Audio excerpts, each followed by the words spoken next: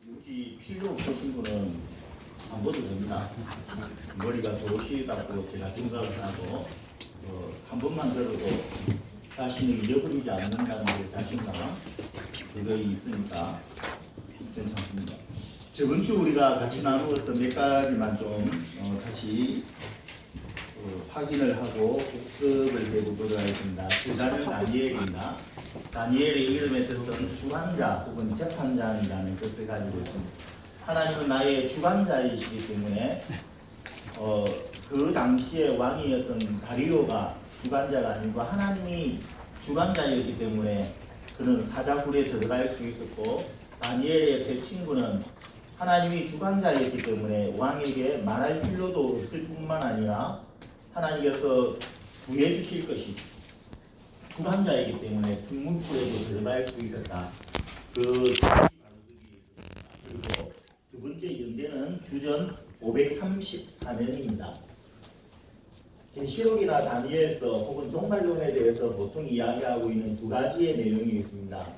사탄이, 그리고 보통은 우리가 이단자들이 이 부분에 대해서 가장 많이 지적질하고 있는 것이 무엇인가 하면 다니엘서에 대한 저자에 대한 부분에 대해서 흔듭니다. 그건 다니엘이 지은 것이 아니라 혹은 연대에 대해서 이야기를 합니다. 그래서 이미 다 이루어진 이후에 기록되어 있기 때문에 이것은 예언서가 아니다라는 이야기를 주로 하고 있다는 것.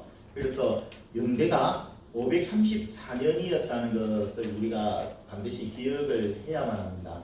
그래야만이 바벨론이 멸망하기 바로 직전, 그리고 바사와 메대에 의해서 쓰는 바로 그 직전에 이 일들에 대해서 기록이 되었고, 그 이후에 정말 예언처럼 모든 것이 이루어졌다라는 것에 대한 것입니다. 목적은 하나님의 뜻을 우리에게 밝혀주심으로 인하여서 하나님은 이런 계획을 가지고 있다. 그 계획을 너희가 안다고 한다면 순종하면 너희들에게 하나님의 축복을 주려고 하는 당신의 목적을 가지고 있었습니다. 다니엘 같은 사람도 그 목적을 알고 목적대로 사니까 나라 없는 그 노예 국민이었지만 느부갓네살 왕, 다리오 왕, 고레스 왕의 이르기까지 재상으로서 지내면서 정말 그 노예 국민이었지만 최고의 지위를 가지고 최고의 위치 가운데서 하나님의 영광을 드러낼 수 있었다라는 겁니다. 저자 다니엘에 대해서 우리가 조금만 더 한번 이야기하기를 원하는 것은 무엇인가 하면 예레미야라는 이 사람이 있었습니다. 우리가 잘 알고 있는 예레미야가 56년 동안 유대의 멸망에 대해서 선포했던 사람입니다. 그 소리를 들었던 사람 중에 한 사람이 분명 다니엘일 겁니다. 그리고 세 친구들도 같이 들었고, 그 다니엘이라는 이 사람이 606년도에 잡혀갔기 때문에 그 예루살렘의 멸망을 바라보았던 예레미야가 분명히 있었습니다. 그 606년 이전 56년 동안 이 사람이 하나님의 그 예언을 받고 지시를 했던 사람, 하나님의 말씀을 선포했던 사람이 예레미야입니다. 그리고 본격적으로 이야기해서 23년 동안은 이 나라가 망할 것이라는 것에 대한 예언을 집중적으로 했습니다. 두 가지에 대한 예언을 했죠. 하나님은 이미 이 나라를 버렸다. 그렇기 때문에 너희가 바벨론에 의해서 잡혀갈 것이다 했답니다.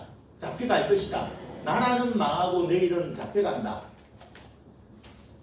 그리고 이 나라가 멸망하기로 하나님께서 작정했기 때문에 너희가 만약에 그 바벨론에게 저항을 한다고 한다면 하나님의 뜻을 거스리는 것이기 때문에 너희는 죽게 될 것이다. 칼에 의해서 죽게 될 것이다. 피해가 훨씬 더 많게 될 것이다. 차라리 항복하고 그 바벨론에게서 너희가 항복만 하면은 그냥 피해는 받지 아니하고 잡혀가는 것으로서 끝날 것이다. 그리고 하나님께서는 70년 만에 너희들을 돌이키기로 작정되어 있었다. 이것을 23년 동안 외쳤는데도 불구하고 예레미야의 말을 아무도 듣지 않았습니다. 나라가 멸망한다고 이야기하고 성전이 불탄다고 이야기하니까 이 사람은 매국노였고, 하나님을 신성모독하는 정말 종교적으로 본다고 한다면 죽어 마땅한 사람이었다. 그래서 얼마나 많은 예레미야를 죽이려고 작정을 하고 웅덩이에다가 잡아넣는 경우들이 너무 많이 있었습니다. 그래서 예레미야가 어릴 때부터 자기가 하나님의 부르심을 받았기 때문에 자기의 운명에 대해서 어느 정도 감지를 하고 있었던 사람입니다. 그래서 자기는 결혼을 하지 아니했고 아이를 두지 아니했고 그냥 혼자 살다가 하나님의 이 말씀만 전하다가 죽었던 사람이 예레미야입니다. 그래서 비운의 선지자 예레미야 혹은 눈물의 선지자 예레미야라고 이야기합니다. 나중에 이 영향을 받았던 다니엘이라는 사람이 9장에 예레미야의 그 예언서를 읽다가 70년 만에 자기가 회복될 것이라는 것에 대해서 알고 그 다음에 하나님 앞에 자복하는 내용이 거기에 일어납니다. 그것만 조금 한번 생각해 본다 한다면 괜찮을 것 같아요. 그러니까 이 예레미야의 비운의 이 메시지는 우리한테 많은 것들을 시사하고 있다는 겁니다. 우리가 오전에 같이 나누었던 것처럼 나라만 사랑한다고 해서 다 되는 것은 아닙니다. 사랑하는 방법이 우리가 다를 수가 있는 것이고 그 방법이 잘못된 점 하나님을 거스릴 수 있다는 것도 우리는 기억을 해야만 한다는 겁니다. 그리고 내가 알고 있는 것과 하나님이 생각하고 있는 것은 분명히 다를 수가 있다는 이야기입니다. 어제도 이야기 유대인들은 정치적인 메시아를 기다리고 있었지 초림의 예수, 속죄의 메시아를 기다리지는 않니.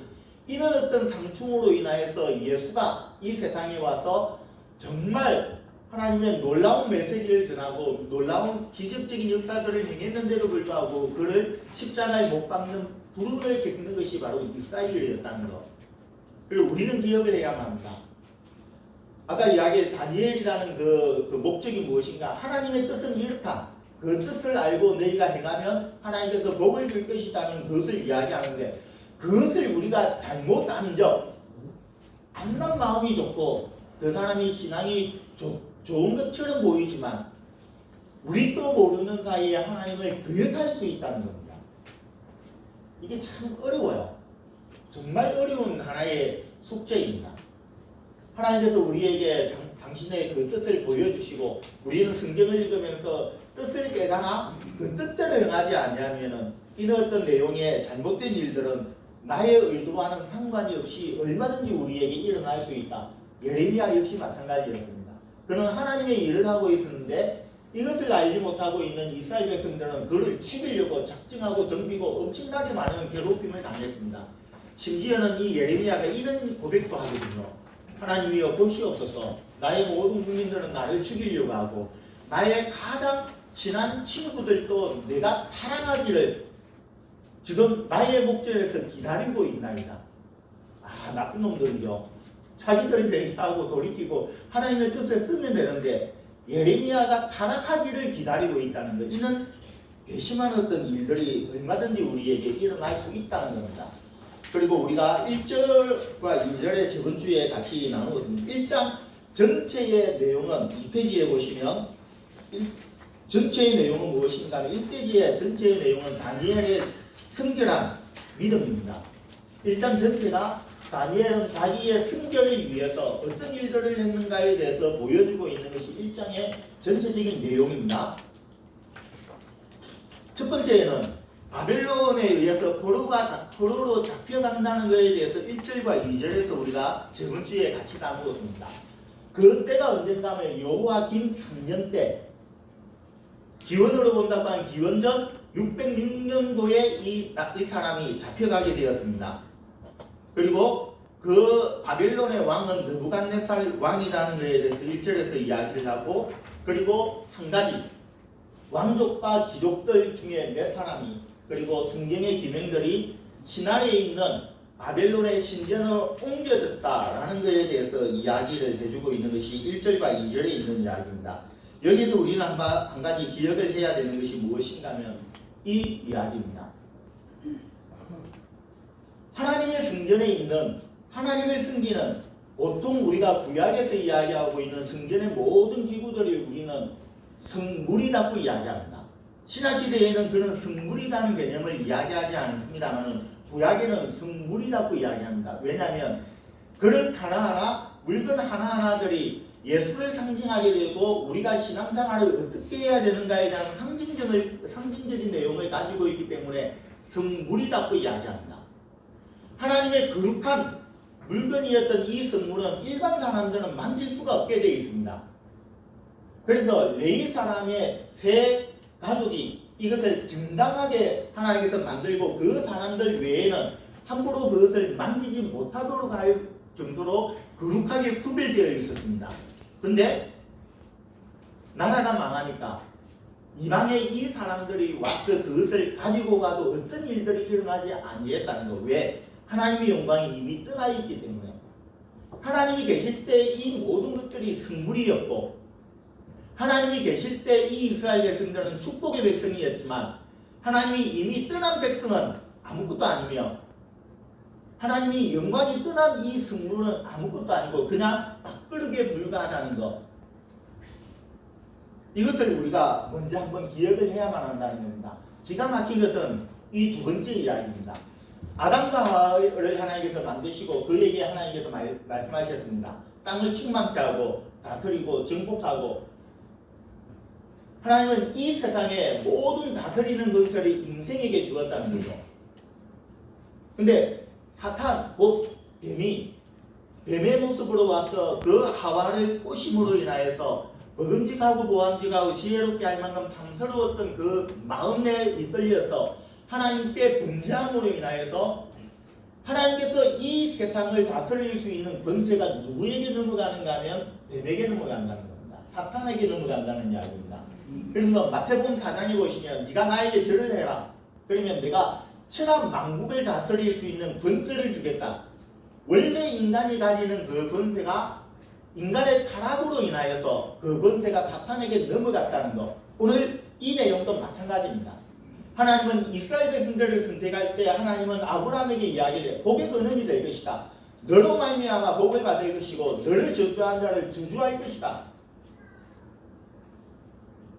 분명 아브라함의 이 민족은 구별되어 있는 민족이었고 복을 받는 민족이었고 정말 거룩한 왕같은 제사장의 민족이었습니다. 그러나 이들이 하나님을 잘못 섬김으로 인하여서 그 권세가 어디로 가는가 하면 이방으로 넘어간다는 이 사실을 우리는 기억해야만 한다는 겁니다. 부끄러운 이야기죠. 창피한 이야기고. 하나님의 성전의 이 기명이 이방의 우상의 그 신전에게 옮겨지는 이는 정말 수치스러운 일들이 가끔씩 일어난다는 이야기입니다. 가끔씩 일어난다는 거죠. 우리의 역시 마찬가지입니다. 오늘 오전에 제가 말씀했던 것처럼 차를 타고 가는데 하나님의 교회를 보니까 어마어마하게 커요. 요즘은 진짜 지방에 막 내려가도 정말 눈에 많이 띄입니다. 간판들이. 건물도 되게 커요. 그리고 신천지 같은 경우는 그런 일들을 참 많이 하지 않습니까? 요즘 위에 경기도 쪽으로 큰 교회들이 건축을 하다가 교회가 부도가 납니다. 그 부도난 교회를 사는 사람이 대부분이 신천지입니다. 그리고 이름을 대한예수교 장로교 누구누구 교회가 아니라 신천지로 바꿔버립니다. 하나님의 영광이 옮겨져가는 것은 분명 아닐까. 유럽이라는 저 나라가 하나님 앞에 축복을 받아서 정말 엄청난 축복을 많이 받았지 않습니까? 제국주의를 통해서 이 세계 5대양 6대지에 이 사람들이 뻗치지 아니하는 곳이 없었습니다. 어마어마한 문화였고 어마어마한 인간적으로 본다고 한다면 참 축복이다 하는 축복이겠죠. 그 나라가 교회가 지금 어디에 있습니까? 그 교회 하나를 짓는데 600년 막 700년 되는 이런 그 성전이 교회가 어디로 다 넘어가는가 하면 이슬람으로 다 넘어갑니다. 이슬람의 이 사람들의 특징이 무엇인가 하면 딱 두 가지 전략을 가지고 있다고 합니다. 첫 번째, 저 교회 같은 것을 사지 못하면 돈을 주고 사면은 그것에다가 아무것도 안 바꾸고 명칭만 바꾼답니다. 회당. 자기들이 섬기는 회당의 이름을 이름만 바꿔버립니다.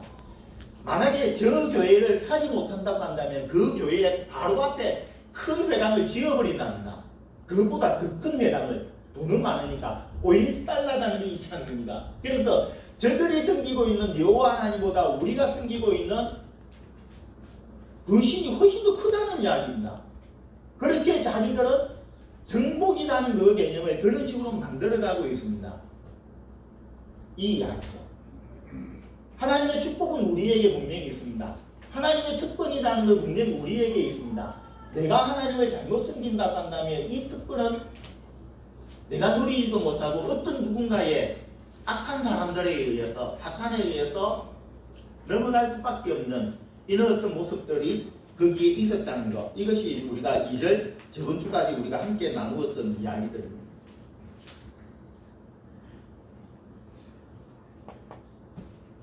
첫 번째, 오늘 3절에서 7절까지의 세 가지를 우리에게 이야기합니다. 하나, 이 느부갓네살 왕이 포로로 잡혀왔던 사람들 중에 몇 사람에 대해서 선택을 합니다. 그 선택 중에 우리가 잘 알고 있는 다니엘, 사드락, 메삭, 아베노고라는 네 사람이 선택되었고, 어떻게 보면 다른 사람들도 유대인들 가운데 있을지도 모릅니다. 다만 다니엘서에 기록되어 있는 사람이 네 사람이었다는 것, 7가지의 조건에 대해서 이야기합니다. 왕족과 귀족 중에 흠이 없는 자, 용모가 아름다운 자, 모든 지혜의 통자라며 지식의 통자라며 학문에 익숙하고 왕궁에서 쓸만한 7가지의 이 자격을 가지고 그 중에 몇 사람을 선택하게 되어 있다는 것.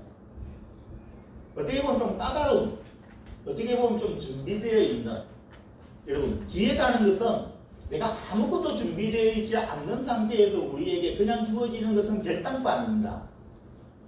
인생에 있어서 우리에게 딱 기회가 3번이 주어진다고 이야기하지만 그 기회는 우연히 왔다가 우연히 다 지나갑니다. 왜? 준비되어 있지 않는 사람이 그것이 기회인지조차도 모르고 지나갑니다. 준비되어 있는 사람은 이것이 기회다고 생각을 하면서 그것을 잡습니다. 어떤 준비? 내 스스로를 그 기회에 맞춰서 내가 어떤 상황 속에서든지 내가 등용이 될 수 있도록 내 스스로를 만들어 나갈 수 있는 성실함, 준비성, 이런 것들이 없이는 안 된다는 거예요. 여행이 이 사람들은 정말 하나님의 잘생김으로 인하여서 그냥 선택이 되었다 라고 우리는 이야기할 수는 있습니다만은 이 나름대로 어떤 그 까다로운 어떤 그 내용 가운데서 물론 이것은 이 당시에 본다고 한다면 귀족과 왕족 같은 경우는 우리 같은 경우는 잘 안 될 겁니다. 특히 여러분은 더 안 되죠. 저는 어느 정도 양반 집안이기 때문에 뿌리가 있는 가문이고 그러다 보니까 이런 데에 대해서는 선택의 1순위는 될 수는 있습니다. 여러분 같은 거는 안 되잖아요. 이런 게. 신분상에 있는 문제는 어쩔 수 없는 부분은 분명히 있을 겁니다. 근데 흠이 없다는 것, 어떤 누가 봐도 다니엘 같은 사람은 정말 이 사람을 고발하기 위해서 눈 뜨고 막 살피도 흠이 없었다. 용모가 아름다웠다. 이것도 저한테만 속한 민망합니다. 좀 어쩔 수 없이. 아무튼 준비되어 있는 사람들에게 이 기회라는 것은 반드시 주어진다는 것. 시간을 조심하게 우리는 사용해야만 합니다.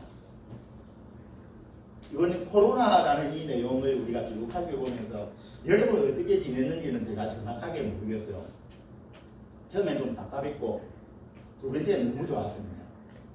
부르는 사람이 아무도 없었습니다. 밥 먹자는 사람도 없었습니다. 양산에 있는 아버님이나 부산에 있는 처갓댁에게 가려고 해도 오지 말아요. 대구 사람이 어디에 오느냐고 친구도 오지 말아요. 막 멀어갑니다. 안 움직이니까 너무 좋대요. 외식을 안 하니까 일단은 살이 좀 빠졌다는 거 특징 하나. 그리고 부르는 사람이 없으니까 내가 하고 싶은 것을 집에서 책이나 보고 여러 가지 일들을 할 수 있고 장점. 시간이라는 것은 우리 스스로가 어떤 식으로 만들어냐에 따라서 달라집니다. 진짜. 시간은 보물창고와 같다고 이야기하지 않습니다. 정말 편할 수가 있어요. 집에 앉아서 막 허송세월을 하려고 하면 얼마든지 시간을 보낼 수 있는 것이 바로 이 시간이었을 겁니다. 그러나 이 시간 속에서 우리가 무엇인가를 한번 잡아보려고 한다고 한다면 귀중한 시간이었을 겁니다. 짜투리의 이 시간을 우리가 어떻게 활용하느냐에 따라서 우리의 정신세계와 우리의 모든 것들은 다 달라지게 되어 있다는 이야기입니다. 잘 한번 생각해 보십시오. 저는 우리는 가끔씩 이런 생각들을 하거든요. 차 타고 가는 시간이 아깝지 않습니까? 뭐 운전하다가 뭐 엉뚱한 것을 하라는 이야기는 아닙니다. 그러나 운전하다가도 성경 낭독에 대해서 우리가 들을 수도 있고 설교를 들을 수 있고 수만 가지의 일들은 우리는 얼마든지 할 수 있습니다. 버스 타고 가면서 우리는 많은 책들을 바라보면서 무엇인가 우리의 생각을 정리를 하고 정말 이런 짜투리 시간들을 얼마든지 우리는 활용할 수 있습니다. 누군가를 만나기 위해서 우리가 약속을 했는데 내가 조금 일찍 가거나 늦게 가면 안 됩니다. 한 20분 정도의 시간을 우리는 갖는다고 한다면 우리는 그냥 멍청하게 그냥 기다리고 있습니다. 그 시간이 얼마나 아까운지 여러분 아십니까? 잘 생각해 보면은 24시간이라는 이 시간을 정말 수많은 일들을 우리가 할 수 있는 것이 바로 시간이라는 겁니다. 나에게 어느 순간이든 어떤 기회가 주어진다 할지라도 잡을 수 있도록 내 스스로가 준비되어 있다고 한다면 얼마나 좋을 것인가. 몸 놓아 외치고 있는데 자고 있냐. 우리 아이들 잘 한번 생각해봐요. 지금 수많은 시간들이 우리 앞에 놓여있고 그 수많은 시간 가운데 우리가 정말 많은 것들을 어떻게 켜느냐에 따라서 우리의 신분이 달라진다는 것. 옛날 때 우리가 참 무서운 표 하나가 있었죠.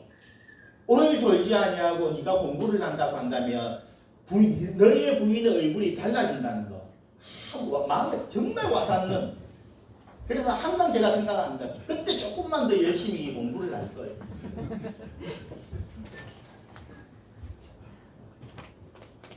오늘 내가 조금만 열심히 해도 미래의 20년 후에 내 자신의 모습이 다 달라집니다. 신분이 달라질 수 있고 내 생활이 달라질 수 있고 내 부인이 달라질 수 있고 내 자식들이 달라질 수 있습니다. 오늘의 나의 이 조그만 이 시간에 대한 투자를 통해서 말입니다. 그것이 지금 현재 이 사람들의 선택 좋죠. 얼마나 좋은 이야기입니다. 또 한 가지 우리는 기억을 해야 되는 것은 무엇인가 하면 역으로 한번 생각해 봅시다. 이 네 사람은 거기에 조건을 맞춤으로 인하여서 가지고 있음으로 인하여서 선택을 받았다 한다면 이 사람을 선택한 느부갓네살 왕의 입장 가운데서 한번 생각을 해봐요. 우리나라는 진보와 보수라는 것을 우리는 나누어 버리고 있습니다. 이 진보가 보수 좀 공부를 좀 해봐도 잘 모르겠어요. 너무 어려워요. 진보가 뭔지 보수가 뭔지 정치적으로 보는 진보와 보수가 다르고 경제적으로 보는 진보와 보수가 달라요. 막 한번 하도 그래서 내가 한번 타고 들어가 보려 하다가 막 짜증나서 못 봤는데요. 간단해요. 이거는 간단해요. 지금 현재 우리가 진보가 그 여권이라고 한다면 집권당이라고 한다면 이 사람들은 장기 집권을 위해서 자기 편들을 보통 베푸는 것이 당연한 이치거든요. 만약에 지금 이제 문 대통령이 대통령이기 때문에 자기의 어떤 무엇인가를 정말 정책을 펴기 위해서는 자기 주변에 자기의 사람들로 표준시켜야 되는 것이 마땅한 이야기입니다. 그래야 일도 편하고 일도 잘 진행이 됩니다. 그러나 어느 사람이든 어떤 시대든 거의 비슷합니다. 그런데 이 느부갓네살과는 달랐다는 이야기죠. 자기 사람, 자기 나라, 자기가 편안하게 일을 시킬 수 있는 사람이 아니라 능력이 있는 사람을 중심으로 해서 그 사람이 이방의 노예 국민이다 할지라도 자격이 되는 그 사람에게 기회를 줄 수 있었다는 것. 그것도 이 민주주의 갖고 이야기하고 있는 역사의 이 세상의 역사의 정치사회에서 가장 꽃이 닿고 이야기하는 민주주의 이 시대에도 그렇게 못하는데 왕정시대에 정말 절대적인 권한을 가지고 있는 왕정시대에 이런 사람이 있었다는 것은 상상하기 힘들다는 이야기입니다. 그래서 모든 이 세상에 정치학을 공부하는 사람들이 모여서 이 세상에 있는 모든 역사 위에 나타났던 그 왕들 중에 최고의 위대한 왕이 누군가에 대해서 조론하다가 제1로 뽑았던 사람이 느부갓네살 왕입니다. 실제적으로 있는 이야기입니다. 이런 정책을 그래서 정말 짧은 시간에 굉장한 문화를 만들고 굉장한 권세를 잡았던 사람이 이 느부갓네살 왕입니다. 최고. 그래서 성경 또한 그것을 인정하여서 머리로 만들어 주었고 그 머리에 정금으로 두었던 이유도 이런 내용과 무관하지는 않다는 것입니다. 이 정도의 마음, 이 정도의 자신감, 이 정도의 관용과 포용성이라는 것이 있다고 한다면 어떻게 보면 훨씬 더 넓은 일들을 우리가 할 수 있는 겁니다. 조금 요즘 우리나라를 보면 안타까운 것이 있죠. 제일 짜증나는 부분들도 그거고요. 뭐 장관이라든지 뭐 어떤 인사청문회 하면은 머리 아픕니다. 우리나라에 그렇게 인재가 없나 생각을 해보는데 반대로 생각해보면요. 자기 편 사람을 저렇게 억지로 세우려고 하니까 저 모양이 자꾸 생각하는 것이 아마 맞을 거라는 거죠. 문제가 있는데도 불구하고 힘으로 밀어붙이려고 하는 그런 진정한 한 나라를 다스리는 넓은 마음은 분명 아니다는 거예요. 느부갓네살 왕에는 이런 마음을 가지고 있었다는 겁니다. 그리고 후대를 했죠. 어떤 후대를 했는가 하면 갈대아 나라의 학문을 배우고 방언을 가르쳤다는 이야기입니다. 문화라는 것이 우리가 여러분 세계사를 여러분 보시면 알겠습니다. 인류의 가장 첫 번째 문화는 함부르크 문화다. 그게 바벨론입니다. 성경에서도 이야기하고 있는 시나리라는 바벨탑을 쌓았던 그곳이 시나리였고 그 시나리에 바벨탑을 쌓아서 하나님 앞에 도달하려고 하는 그 마음 때문에 하나님께서 이놈들 가만히 두면 안 되겠다 해서 하나님이 내려와서 언어를 혼잡자해서 시나리라는 이름을 어떻게 바꾸었는가 하면 바벨로 바꾼 겁니다. 최초의 문명이 탄생한 어마어마한 곳입니다. 그 당시에서 지금까지 이 바벨론의 제2의 바벨론이 탄생을 하면서 지금 또 이 문화가 이어지고 있다고 한다면 어마어마한 거거든요. 왕궁의 그 문화를 노예 국민에게 가르친다는 거 엄청난 특권이죠. 그리고 왕의 진미와 포도주를 마시게 하셨어요. 정말 굉장한 이야기입니다. 성경에서 우리는 단순하게 여러분 보시면 우리는 지금 이제 식탁 공동체 문화라는 것이 있지 않습니까? 그래서 좀 친한 사람들은 밥을 같이 먹습니다. 이제 코로나 이후에는 좀 문화가 많이 바뀔 겁니다.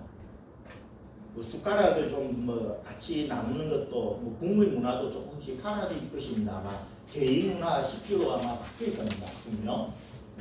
근데 우리는 식당 공동체를 가지고 조금만 지내도 우리는 밥을 같이 먹는 것을 우리는 흔하게 생각합니다. 그러나 이 시대에는 그것이 아니거든요. 자기의 가족과 같은 사람이 아니면 절대로 안 먹습니다. 왜? 그게 독을 잡아넣으면 죽어요.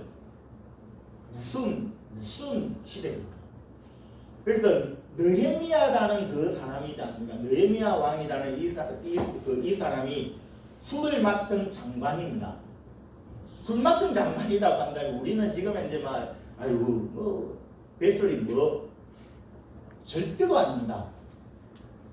왕의 목숨을 담보를 하고 그 사람을 믿기 때문에 그 사람에게 왕이 마시는 술을 맡기는 사람, 어마어마한 권세를 이야기하고 있습니다. 요셉이라는 사람의 두 사람의 장관에 대한 꿈을 꾸자. 한 사람은 떡 맡은 사람이고 한 사람은 술 맡은 다 마찬가지입니다. 다윗이 왕이 되자마자 제일 먼저 했던 사람의 일이 무엇인가 하면 머비보셋이라는 사람, 요나단, 자기의 생명보다 더 사랑했던 요나단의 그 아들을 데리고 와서 왕의 식탁에서 같이 밥을 먹습니다. 내 식구라는, 내 가족이라는 것, 절대성을 의미하는 거거든요. 같은 한 자리는 아니지만 왕이 먹는 진미와 포도주를 함께 나누었다는 이 자체만 해도 어마어마한 이 사람들에게 있어서는 특권이었다는 겁니다. 그리고 3년 후에 왕을 모시게 되어 있지 않습니까? 이 당시에는 왕을 함부로 우리는 찾아가지 못합니다. 뭔지 알죠? 에스더라는 사람이 모르드게라는 자기의 외삼촌이 요청을 합니다. 우리 유대 민족이 다 망하게 되었다. 그런데 네가 왕후가 되었기 때문에 편안하게 있으려고 하느냐? 만약에 네가 가만히 있는다고 한다, 하나님은 어떤 방법을 통하였든지 우리 민족을 구원하시겠지만 너는 망하게 될 것이다. 그때 에스더가 하는 이야기가 이 이야기입니다. 모르드게요, 내가 만약에 왕에게 가서 이것을 진언하려고 하는데 왕이 금불, 다시 이야기하자면 이 반지를 내밀지 아니하면 난 죽습니다. 왕후가 자기의 남편인 왕에게 가서 아뢰려고 하는데 만약에 왕이 허락하지 않는데 찾아왔다 한다면 왕후라도 죽여버리는 것이 이 시대 사람들입니다. 무서운 사람들이죠. 그러니까 왕을 한번 모신다는 것은 상상하기 힘든 부분입니다. 노예 국민이. 여러분 생각해봐요. 3년 후라고 한다며 유대나라가 멸망하여서 이 사람들이 막 어떻게 발탁되고 뭐 어떻게 한다고 3, 4년이 우리가 지났다 합시다. 나라에 대한 원수 아닙니까? 품에 칼을 차고 정말 거기에 대해서 어느 정도 안갚음을 하기 위해서 무엇인가를 꾸미었다 한다면 얼마든지 그렇게 할 수 있는. 그런데 이 왕이 얼마나 자신감이 있었고 자기 나름대로 어떤 그것이 있었는지, 이는 노예 국민조차도 자기 앞에 오는 것에 대해서 막지를 아니하는 이런 정책을 펴었던 사람이 바로 이 사람입니다. 네 사람이 있었죠. 보시죠. 다니엘이라는 사람은 이름을 바꿉니다. 베드사살이라는 이름으로 바꿉니다. 저의 생명을 지킨다는 뜻입니다. 바벨론의 이름이죠. 하나냐라는 사람은 여호와는 자비하시다 라는 뜻을 가지고 있는데 사드락이라는 이름을 바꿉니다. 달의 신의 명령이라는 뜻입니다. 미사엘이라는 것은 하나님과 같은 자가 누구인가? 그럼 메삭으로 바꿉니다.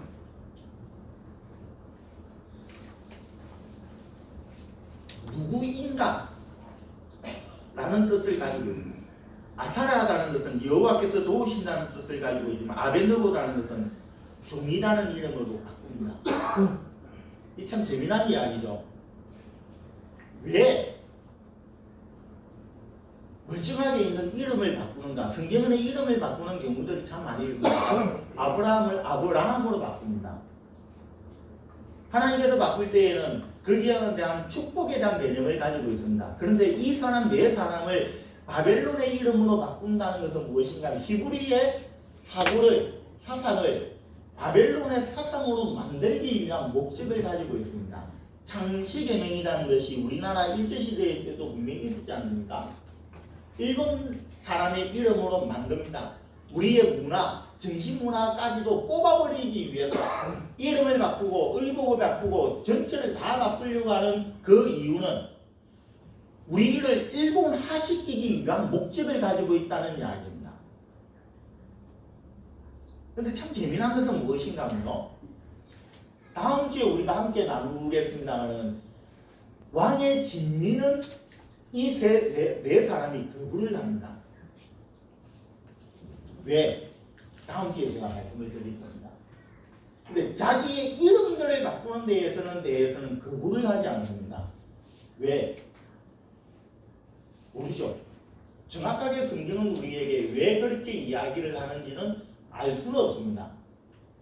그러나 만약에 사상을 바꾸는 그 목적이 였다 한다면 충분한 자신감이 있었다는 이야기겠죠. 이름을 바꾼다 했고 해서 자기의 근본이 바뀌게 된다. 물론 덜 찬 사람들이다 한다면 자기의 이름을 바꿈으로 인하여서 자기가 마치 일본 사람이 되는 것처럼 바벨론 사람인 것처럼 생각을 하면서 쫄랑쫄랑거리면서 거기에 무엇인가 떨어지는 콩고물을 기대하는 사람 같다고 한다면 그렇고 그렇겠지만 이 사람들은 나중에 한번 보십시오. 사드락 메삭 아벤느고라는 사람은 여전히 바벨론의 이름을 가지고 부르고 있었지만 왕이 이야기합니다. 왕 앞에서 왕이여 말할 필요도 없나이다. 왕이 요구하는데 말할 필요 앞에 대놔놓고 이런 이야기를 한다는 것은 있을 수 없는 이야기죠.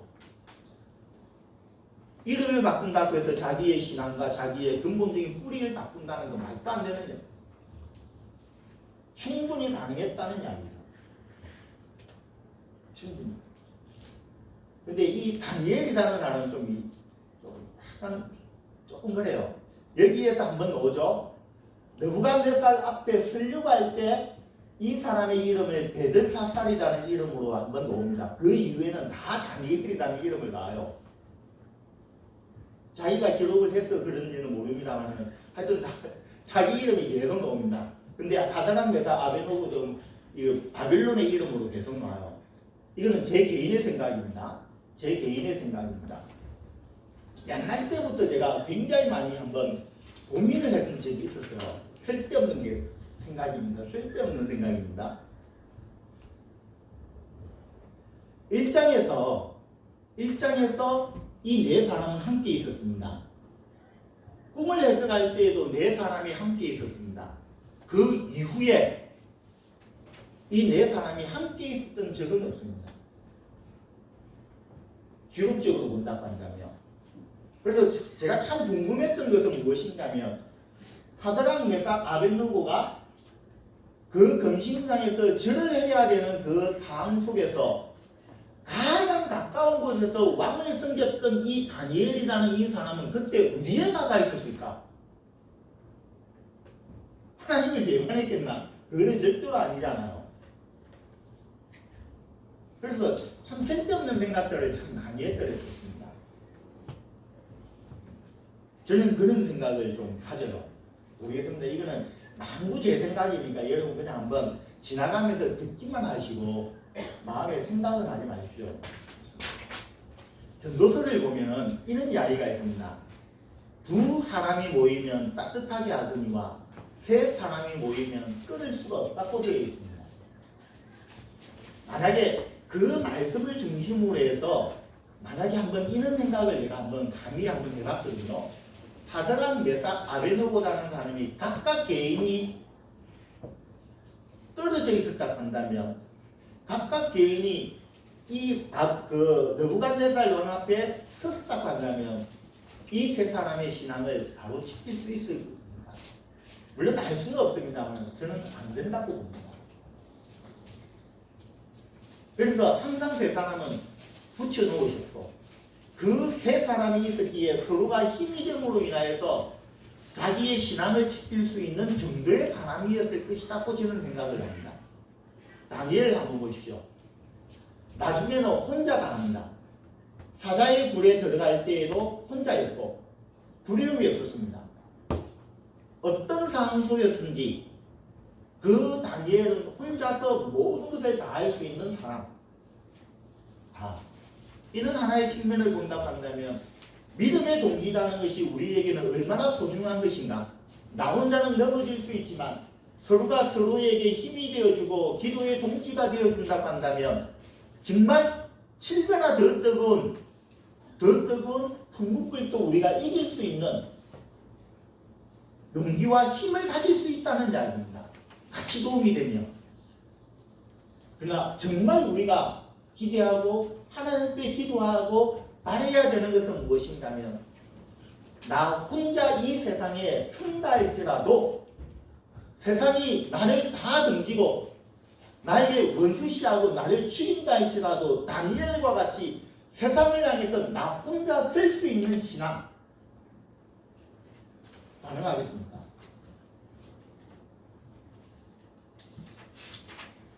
제일 힘든 부분이 있거든요. 우리가 많은 예화들 가운데 이런 예화들 여러분 많이 들어도 제가 전에도 한번 들은 적이 있습니다. 10명의 기독교인들이 잡혔습니다. 로마 군인들 앞에. 그리고 이 10명의 그 사람을 기독교인들을 강무에 잡아넣었습니다. 그리고 한 사람씩 이야기합니다. 첫 번째 사람에게 하나님을 부인하면 살려줄 것이고 하나님을 시인하면 넌 죽게 될 것이다. 첫 번째 사람은 하나님을 시인하고 죽었습니다. 두 번째 사람도 하나님을 시인하고 죽었습니다. 아홉 번째 사람도 하나님을 시인하고 죽었습니다. 그러나 제일 마지막 한 사람은 하나님을 부인하고 생명을 살렸습니다. 그리고 그 옆에 함께 있었던 로마의 장교한 사람이 자기의 갑옷을 벗어버리고 강물로 들어갑니다. 그리고 하는 이야기가 무엇이냐면 내가 하늘에